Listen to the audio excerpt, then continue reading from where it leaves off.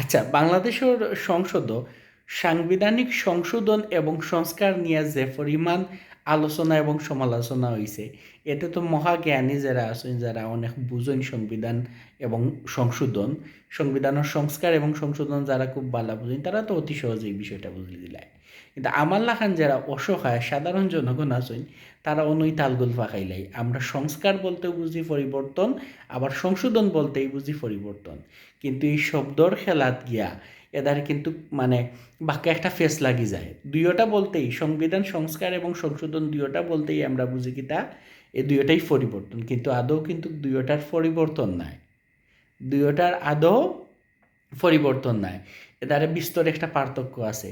So যারা সংবিধান সংস্কার এবং সংশোধন দুইটা বুঝেন তারা লাগি এ ভিডিও নাই। এ ভিডিও আমার লাগান সাধারণ জনগণ লাগি, যারা সংস্কার আর সংশোধন শুনতে খানোর ফুকুক মরি যায়।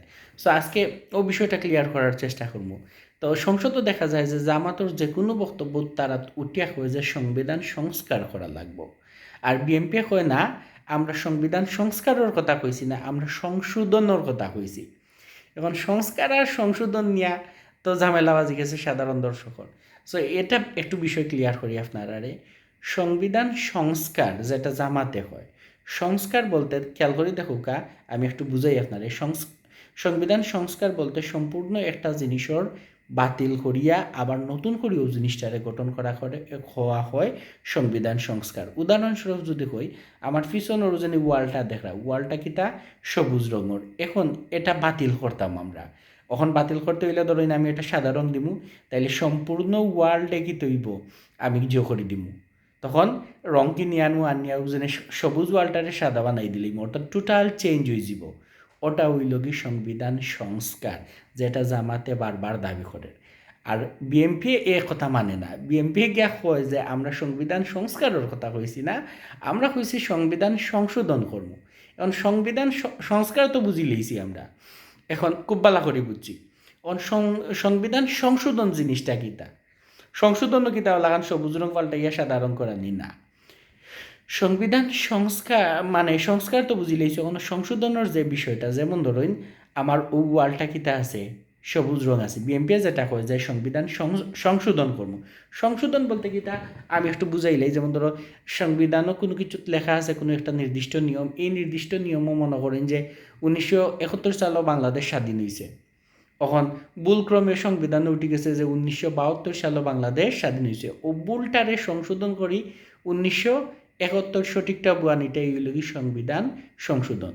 এখন এ ভাষাও যেটা আপনারা মানে অনেকে আছেন আমার লাগান যারা বুঝইন না, চ্যাট জিপিটি বিশেষজ্ঞ, চ্যাট জিপিটি থেকে বুঝি আইয়া মানুষ ভিডিওর সামনে কথা কই এবং মানুষকে বুঝাই, তারার লাগে আমি এখন বুঝাইয়া কই। উদাহরণস্বরূপ দেখো কা, এটা হইল কি আমার পিছনের যে ব্যাকগ্রাউন্ড আছে সংশোধন বুঝলাম আমরা এখন, এই ব্যাকগ্রাউন্ডটা হইল কি তার সবুজ রঙের। এখন এই সবুজ রঙের মাঝেও কিন্তু কোনো গাফলা আছে। যেমন ধরুন উদাহরণস্বরূপ দেখাই আমি, এই যে সবুজ রঙের মাঝে দেখো কা, খেয়াল করো কা, খেয়াল করটা নেই ও যে একটা গাত আছে, টোটাল ওয়ালটা কি তা সবুজ রঙের, এবং ও যে একটা গাত আছে ও গাতটা হইল গিয়ে ভুল, অর্থাৎ ওটা ভুল আছে। সম্পূর্ণ ওয়াল সবুজ রং ঠিক আছে, কিন্তু গাঢ়টা যদি একটু সিমেন্ট দিয়ে আমরা বড়ি লইতাম পারি, তাইলে ওটা সংশোধন হয়ে যাব। বড়ি লইলে কিন্তু যেন ডিসকালার হয়ে যাব, তো গাঢ়টারে আমরা সিমেন্ট দিয়ে বড়ি আবার ও সেম রং ওটা উফরে দিলাইব, তখন কিন্তু হয়ে যাব ওলাখান মিল হয়ে যাব। ও জিনিসটারে কোয়া হয় সংশোধন, অর্থাৎ আস্থা অত বড় ওয়ালের মাঝে ছোট্ট একটা ভুল আছে, ও ভুলটারে মিটাইয়া আবার ঠিক একই রং করি তৈরাবকা, ওটা হইল কি সংবিধান সংশোধন। আশা করি আপনারা সংবিধান সংস্কার এবং সংশোধন নিয়ে বুঝি লইছেন, আর না বুঝলে এরপরেও কমেন্ট গাইলে হান দিয়ে যাও কাকি, আর কি তা বুঝাইতাম পারছি না।